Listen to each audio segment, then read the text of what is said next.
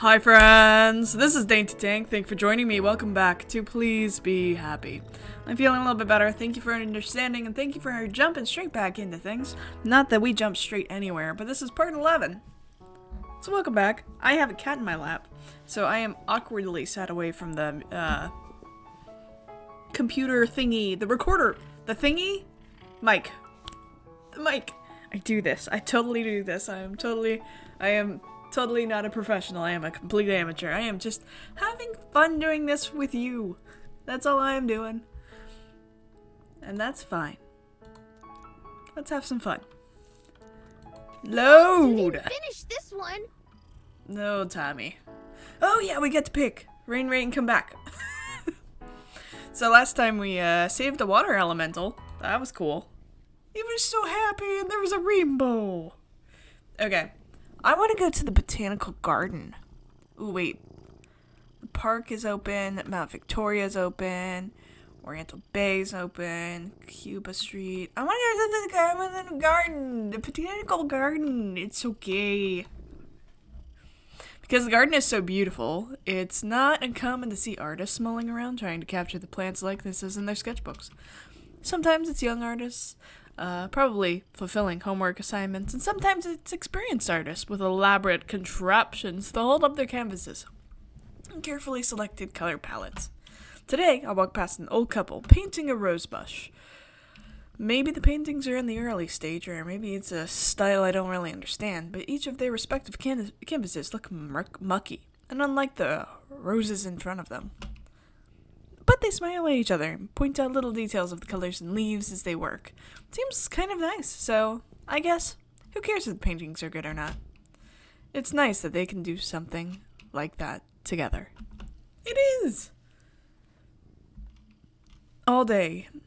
Hold up. I'm having to go around the cat. There we go. All day, it's been showering on and off. Raindrops still pattering on the roof even now. At least, the frogs outside are comfortable, happily croaking away into the dark night.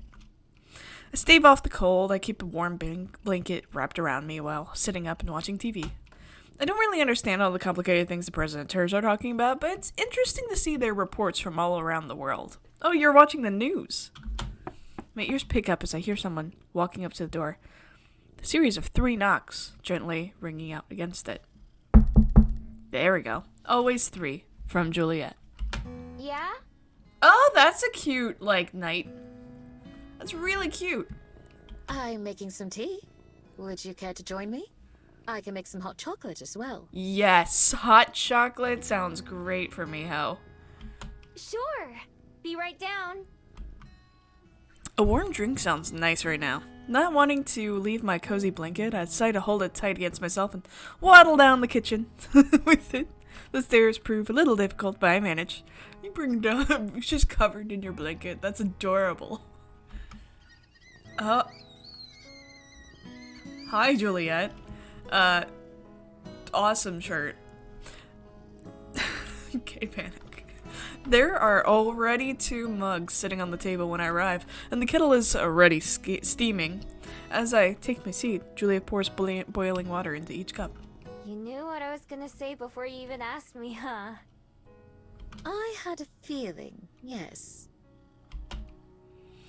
She pushes my mug across the table, and my hands peek out from under the blanket to cradle it.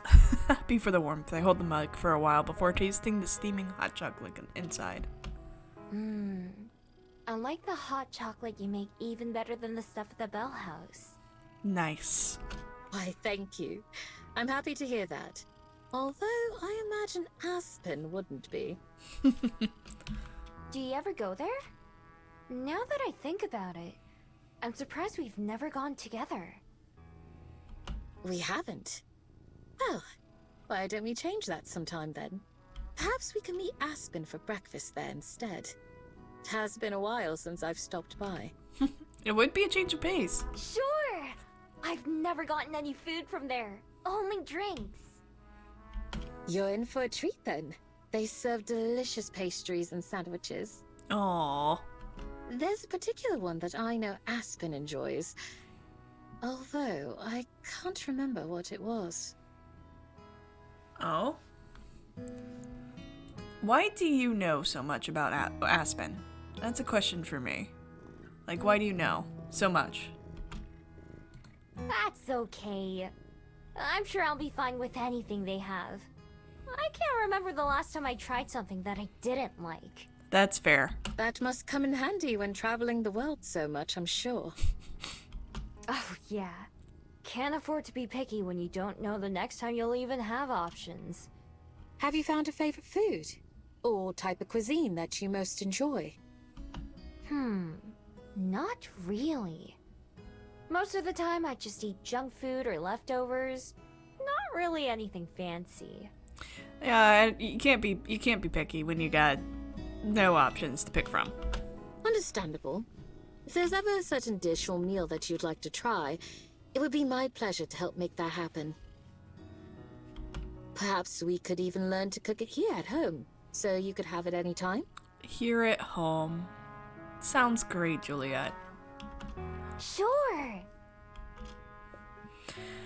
I tossed that onto the mental pile of if there's ever anything that Juliet's offered me. I know she means well, but at this point I can't remember everything she said that about. Two of us continue to chat for a while, and I recount the full day's events with the elemental to Juliet, wrapping up my story at the point where I came home from the river. Oops. That reminds me. I never put away the wagon. Let me know where it goes, and I can take it upstairs when I go back to my room. Wagon? Oh, yes. Yes, of course. Juliet quickly looks away, taking a sponge and busying herself cleaning some loose sugar off the counter, but it's obvious that something's off. I'm not sure what to do. It's so rare that Juliet's the one who seems uncomfortable. In fact, this is the only time I can think of. Other than when I first met her, of course. When I sort of tried to steal that painting. Kinda that. By the way, who does all that stuff belong to? The wagon and the toys, that is. Were they part of the library children's section before or something? No, they were personal possessions, Oh. not part of the library. Oh, like from when you were a kid. I'm surprised you managed to keep them for that long then. Oh. No, not my childhood. Oh. Huh? The sponge stops moving, Juliet's shoulders slumping as she gives up trying to work. I feel a little bad for making her act so oddly. If you don't want to talk about it, that's totally fine. Sorry. I didn't know it was sensitive. I'm really, really sorry. Aww. Good job, Miho, for having the emotional intelligence to see that something was wrong. It's fine. You couldn't have known. Besides, perhaps it's only right that you know. Oh? I want the backstory. I know that, it's very good that Miho said everything there of it's okay not to talk about it. Don't feel like you have to talk about it. But I want to know. Know what? Tell me more. She turns back towards me, taking a breath before she continues. Her eyes don't look at me, though. They're looking past me. Do you remember when, several weeks ago, I told you that I met someone who changed my life? Someone who made me want to be a better person? Yeah? Yeah. Well, her name, my daughter's name, is Cosette. You have a daughter? Oh. What? You have a daughter? Exactly. Hi, sir.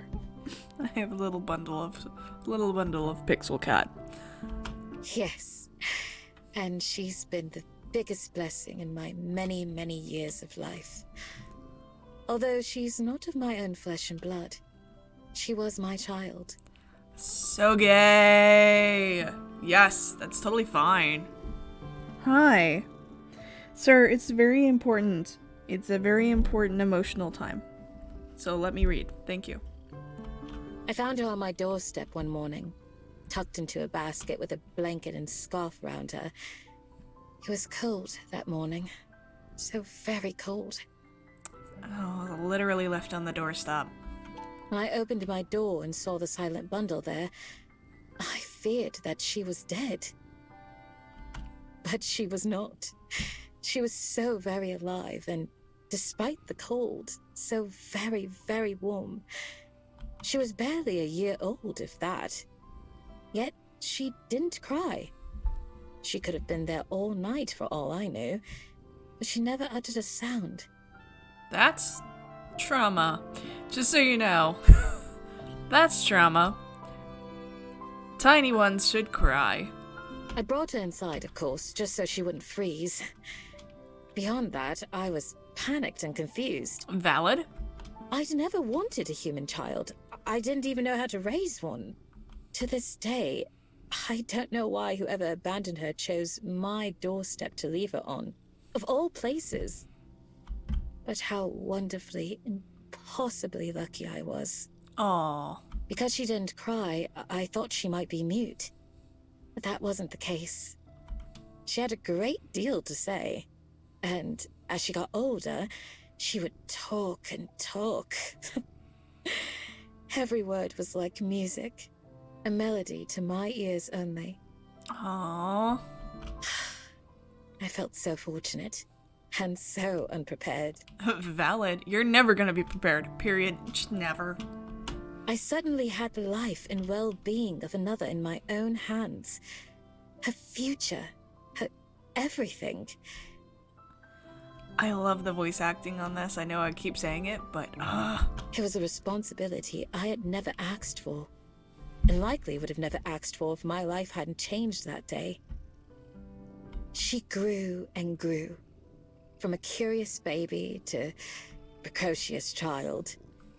Then to a confident young lady. And finally, to a lovely woman. nice. I couldn't have been more proud as a mother. Every graduation, every breakup, every smile and tear changed my life.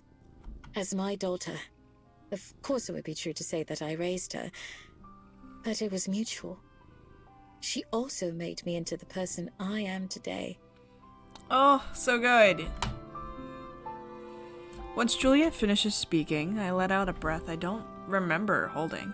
Just as when she'd first started talking, her gaze is still fixed on the empty wall, somewhere above my head. Just like when Aspen gets sucked into one of her books. I can tell that Juliet's mind is somewhere else entirely. The moment that I resolved to raise her, I made a promise. To myself and to her.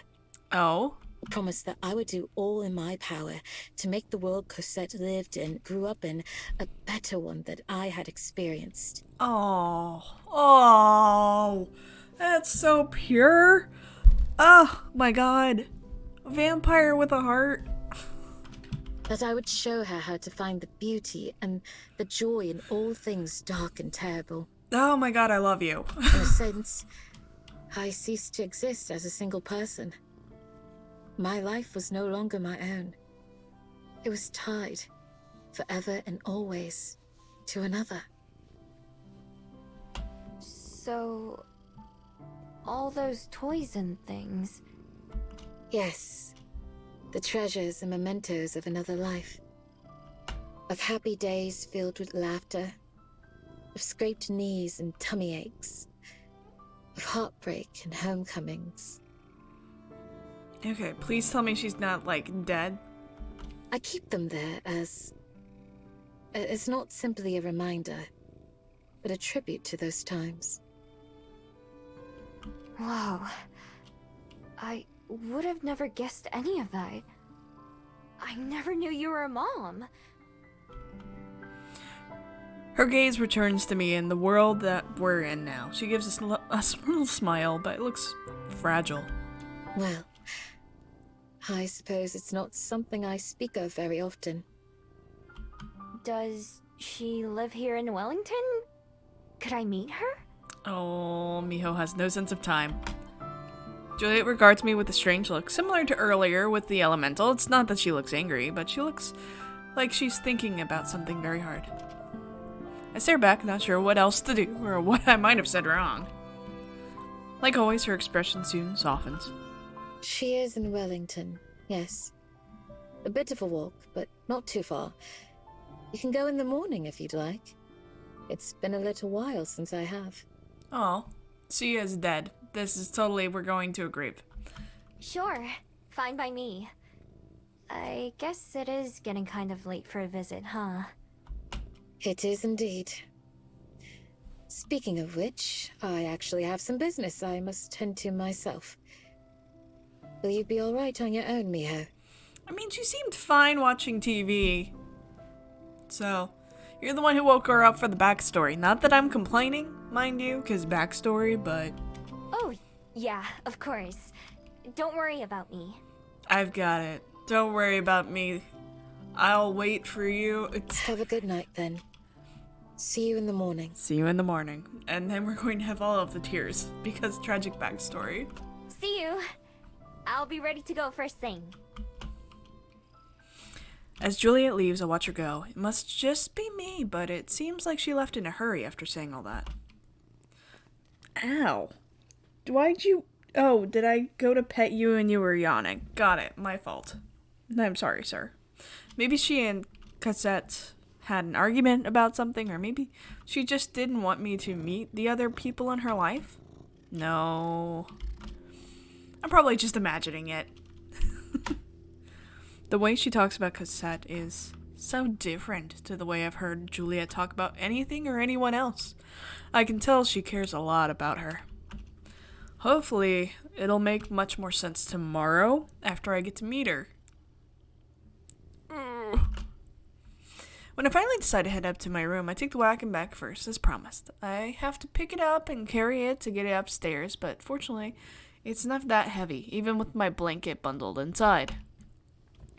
Once I get to the second floor, I put it down and drag it to the rest of the way to the storage room. After pushing the wagon onto its empty spot, I take a proper look around, now that I know what this room actually contains. More than just toys, I also spot racks of clothes, stacks of books, all kinds of other belongings. The whole room was pretty packed.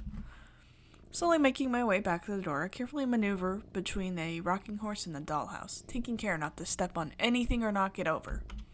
Taking one last peek around before I head out to my own room, I get the feeling that there's nothing missing from Colette's childhood in here.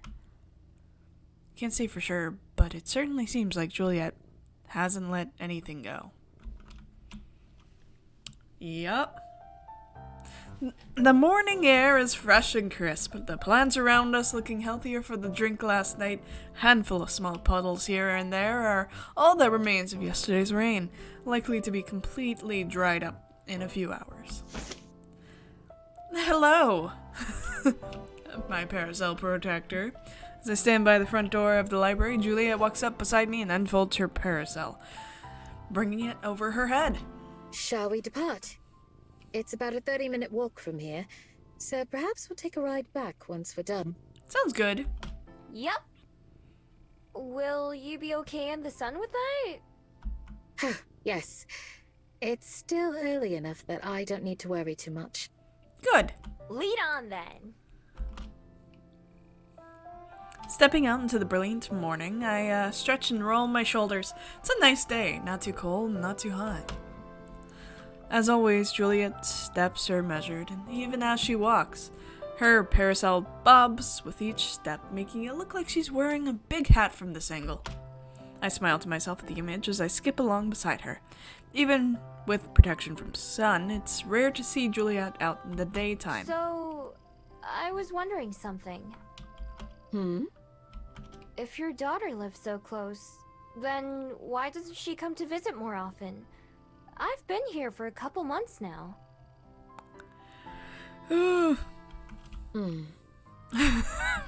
Yep. Although she clearly heard me, Juliet doesn't answer. Maybe it's too personal a question, because things are tense between them. I've never seen Juliet not answer one of my questions before, so I don't push it. Juliet remains quiet as we keep walking. That isn't unusual for her, but I still feel a little awkward. Sorry if I shouldn't have asked that. No, it's all right. You'll see when we get there, though. Okay. We head in the direction that I haven't explored before. We're in the same area as the gardens, but not quite the same spot. Massive green hill watches over us from one side, where trees blanket the other. After crossing a small bridge that runs over the highway, we reach another beautiful area. The concrete path we walk along is lined with bushes and flowers, and the occasional decorative lamps. You gotta have those decorative lamps. There are a few houses peeking through the trees, which ring the area, but most of the field is still covered in nature. Whoa. Are we getting close? Yes, we're very nearly there. This is Bolton Street Park. She's pretty lucky to live in a place like this, huh?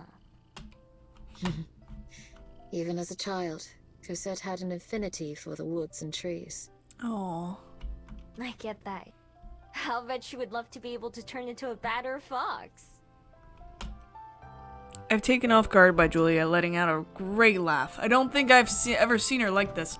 Little giggle or rarely a chuckle from time to time, sure, but never anything so relaxed and sincere. A grin spreads on my face just from watching her.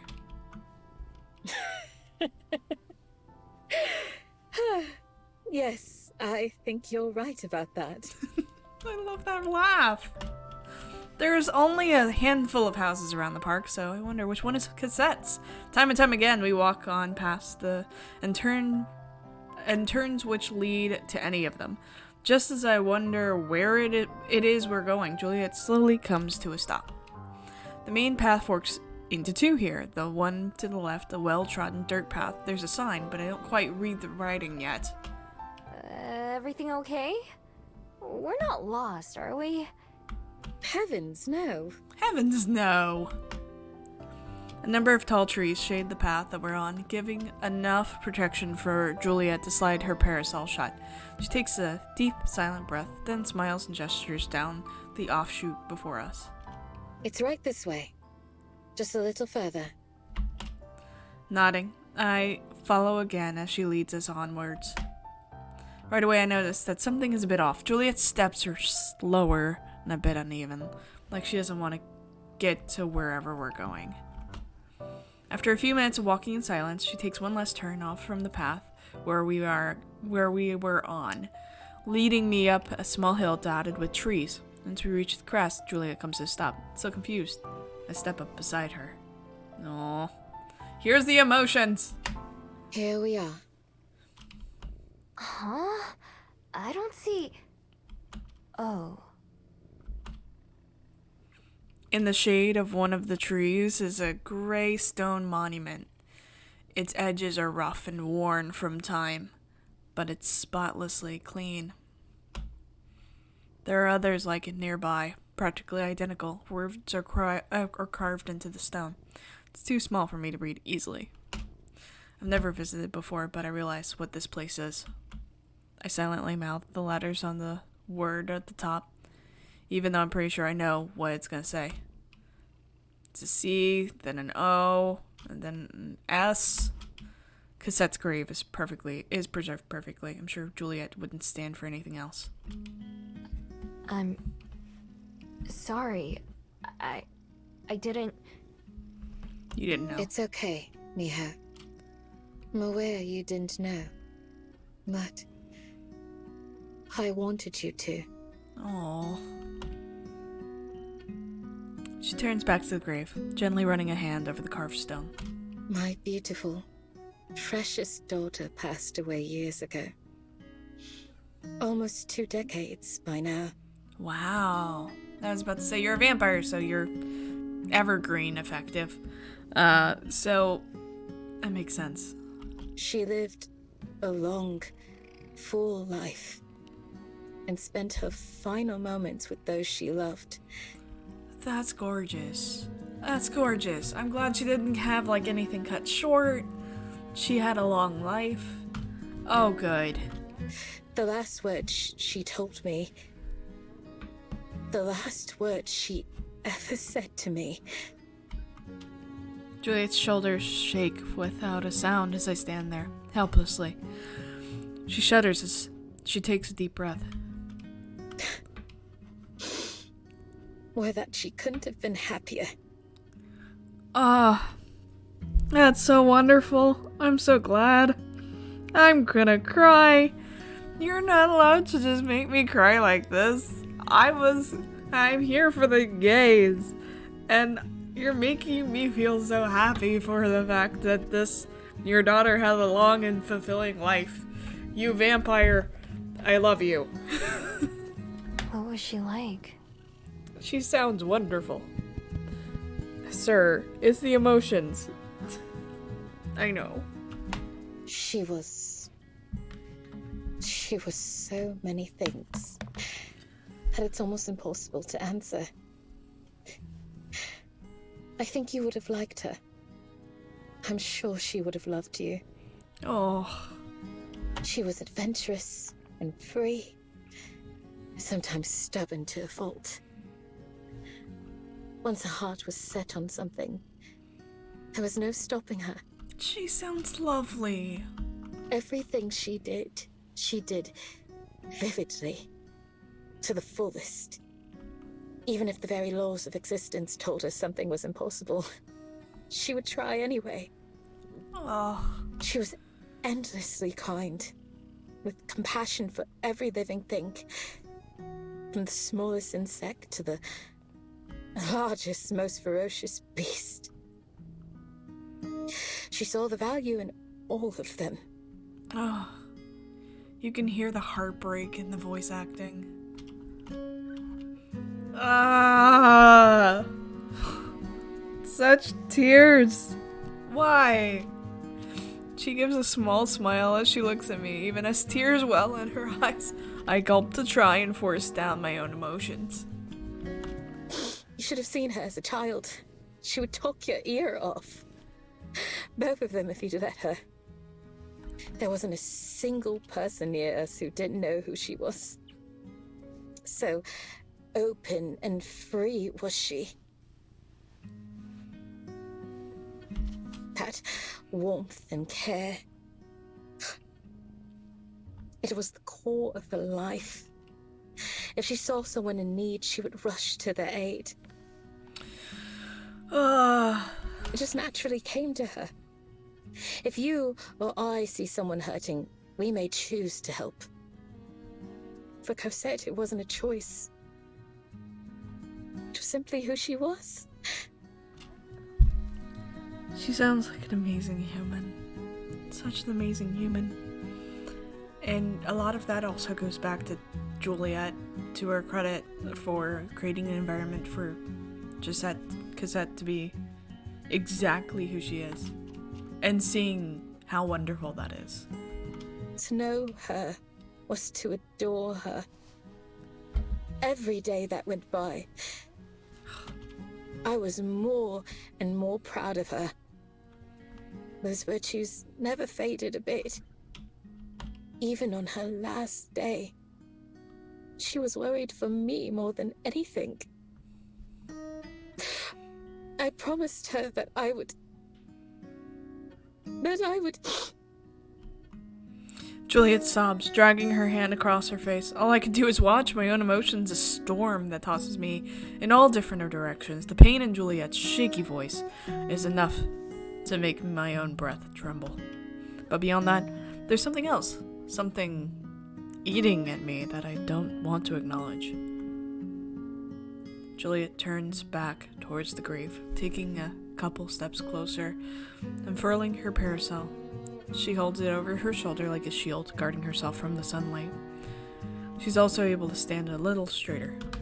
I promised her that I would live as she did, to honor her memory with kindness and with virtue and with compassion and patience for all.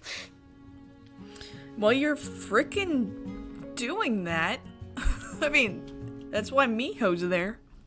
That I would ensure her legacy lived on in the many lives she had touched. It was only in the days that followed her passing as I wandered lost and alone, that I truly began to understand how much she had saved my own life. Oh. The gift she gave me was something I'd never had before. Purpose. How very silly and irrelevant things such as wealth and prestige began to seem after that. Those were fleeting concepts, born as some misplaced need or desire. I get that, but I also acknowledge that you're a vampire who will live many, many, many, many years, and wealth is important for you to be able to live those many years. Just a thought on that one.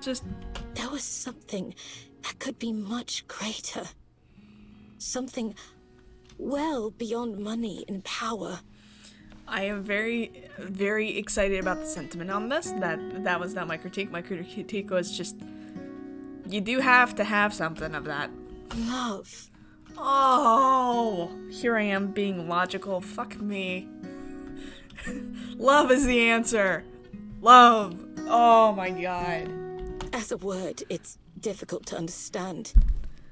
To hear the poets speak of it, there's nothing mightier and nothing softer.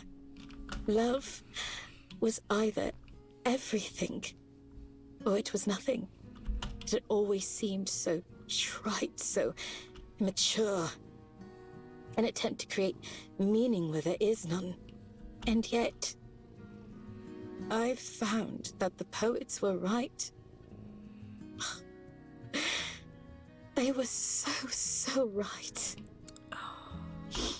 You and I, Miho, to be able to live on, unaffected by time's curse, must surely seem a blessing to some. But that time is meaningless without something to fill it. To those of us who walk alongside Father Time, rather than fleeing him, it's awfully lonely. Oh. When I first became a vampire, I told myself that I had no more need for humans, that I was beyond them. Now, I realize I was afraid. There's a simple contentment and joy that can only be found in experience and age, I've learned. Wisdom does not exclude humans, but to look on as once vibrant hair fades to grey, and as once strong hands soften their grips, as once treasured memories become distant, there is pain. To watch someone you love grow up is beautiful. To watch them grow old is to suffer. Cosette lived into her 80s. Wow. A good, long life for a human. Even as her flesh started to fail her, her mind never did. She was sharp as a sword and quick as a fox. Uh-huh. Quick as a fox. Don't fight me. I'm putting you down. Thank you, sir. For a human, there is no kinder, gentler end than that of old age. And every day, I'm thankful that Cosette was one of those lucky ones. To slip away peacefully and painlessly. Oh. As I held that soft, shaky hand for the last time, I wished desperately that I could trade places with her. I would have done anything to give her just one more day. But there was nothing to be done. Cosette passed on with no regrets, and a smile on her face. She lived as full a life as any human could live. Oh. And when she was gone, I was still there. My flesh not a day older than when I met her. It's okay. It was then that I realized what a cruel gift immortality could be. What a slow, repetitive torture if I chose to let it. So for the sake of Cosette's memory, and of the promise I made, I swore that I would continue to live as I had not lived before. For virtue, for friendship, for others, for tomorrow. I love everything about Juliet. Everything about Juliet. Oh my god. To die is human. To live is a privilege. Oh, with absolute clarity, the storm inside me calms as I pass through its eye. There's a sense of finality in Juliet's words, which leaves them ringing in my ears as I stumble backwards without thinking about it. To die is human. All humans, Cosette, someday Aspen, but also even mine, my person. Understanding hits me like an arrow in the heart, and I barely notice the look of surprise on Juliet's face as I transform, turning tail and fleeing into the forest. My person, the one I've searched for my entire life, is dead too. Long dead. No matter what happened after they left the forest, the nature of their human lifespan means that they lived lifetimes ago. Generations ago. As I run farther and farther away, one thought echoes above the others. All this time, all these years, all these decades, they've been for nothing. Oh, they haven't been for nothing. I dig my claws into the earth with every step, tearing at the roots and leaves. I do know the name for the feeling pulling and tugging at me, the one that had taken over. Juliet, as we stood there, one I've heard of, but never felt until now. Grief. Every lie, every theft, every struggle and hardship, everything. For nothing. That word swirls in my head. A dying leaf drifting towards the ground, falling, and powerless to stop itself. Finally, I come to a stop, not even knowing where I am or for how long I ran. I just stop when I lose the will to run anymore, transforming onto my knees. Every decision I've ever made, every place I've ever gone, had all been in service of one dream. Over time, I grew to rely on it. I didn't ever have to think or make a difficult decision for myself. Instead, it was like I had a path to follow, however long. But the path wasn't actually leading anywhere. All it did was take me far away and leave me on my own. Rising to my feet, I look around the area. Although the trees and slopes remind me of Mount Victoria, I don't recognize it at all. Juliet's nowhere to be seen. The sprawling sunlight means she couldn't join me here even if she wanted to. Even if she found me, I wonder if she's looking. Juliet, who always seems so calm and put together behind that mask, she always hiding all these feelings. What else don't I know about her? What else has she been keeping to herself? Is there just more pain? An ice-cold chill runs down my spine, making me shudder as I realize something else. She must have known, too, that my person was dead. She must have figured it out right away. Yet she never told me. Aspen, too. Suddenly every pained look or topic change whenever I'm brought up Jonin makes sense. They both knew and were hiding it from me all along. This whole time, letting me go on and get my hopes up without ever stopping me and telling me the truth. It was just so simple, too. So obvious. If I just thought about it for a bit myself, I'd have realized that humans live and die much faster than my kind do. Sighing, I set myself down on the grass, wrapping my arms around my knees. I mash one palm into my eyes to wipe away the tears that are there. Stop crying, Miho. You're allowed to cry, Miho. You're allowed to cry. You didn't know and you couldn't have known because you were living one day at a time and you never had the time or presence to stop and think. Survival means not conceptualizing things outside of yourself. This is a big one.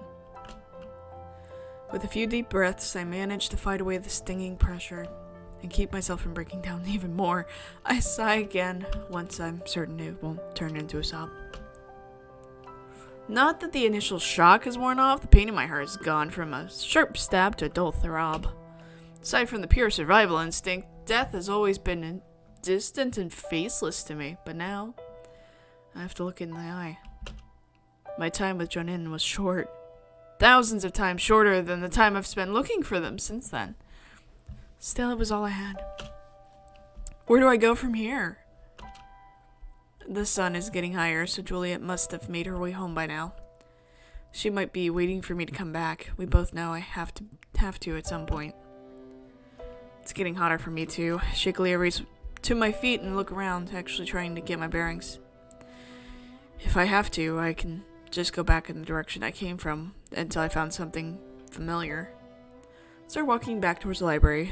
Since it's the only place I have to go, I may think of it as home for now, but I can't help but picture Juliet's sobbing face. Mortal or not, there has to come a time, someday, where we won't see each other, and that will be the end of our memories together, or at least her memories of me. The same goes for Aspen, as mortal as Cosette. Aren't I just resigning myself to feeling this pain again someday? Potentially even stronger?